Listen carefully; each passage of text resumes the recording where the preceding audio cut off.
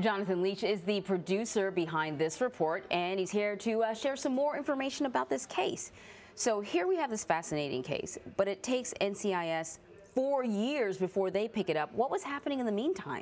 Well, unfortunately, Kathy French, who was Annie Tejan's best friend, had tried to alert law enforcement from Maine to Florida to look into this case, to look into Michael Pollan. But unfortunately, because she wasn't a blood relative, she was told she couldn't file a missing person report. That's right. According to Kathy French. Once NCIS were alerted to this case, these two agents, Jim Griebus and P. Hughes, were immediately enwrapped in this case and took it upon themselves to launch their investigation and devoted their life to this case for about several years.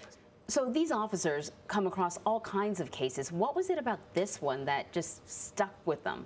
Well, Michael Pollan, being a U.S. sailor, these agents felt they had an obligation to take on this case. Yeah. And also the fact that because Kathy French had tried to get law enforcement from Maine to Florida to look into this matter, they knew that they were the only agency that was going to be able to crack this case open. And so what did they do differently? They approached this very methodically, but there were some very interesting investigative measures. They had some surveillance ops, telecom intercept ops, a sting operation.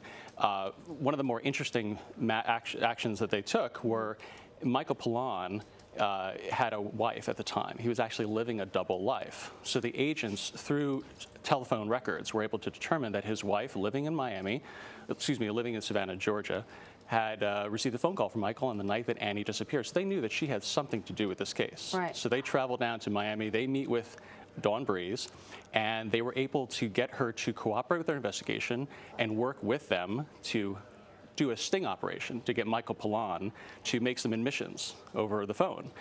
Even then, that wasn't enough to file charges against Michael Pollan. Yeah. It took years more thereafter, and ultimately it came down to a single piece of evidence recovered from the crime scene 6 years later that finally sealed Michael Pollan's fate. And that evidence was on file and just sort of sitting there? No, it wasn't. As a matter of fact, it was. I don't want to tell you what it was, but it was a piece of evidence that was in the apartment at one point 6 years earlier, and they scoured the United States looking for this piece of evidence, and when they found it, it's all they needed. Wow. So listen, Annie had children. Annie did. What happened with them? Well, her son, Jamie, is actually serving in the armed forces now. She has another son who lives with her family, her extended family, and her other daughter, who was the newborn that had been left behind by Annie when she disappeared, was ultimately raised by Michael Pollan's family. And oh my gosh.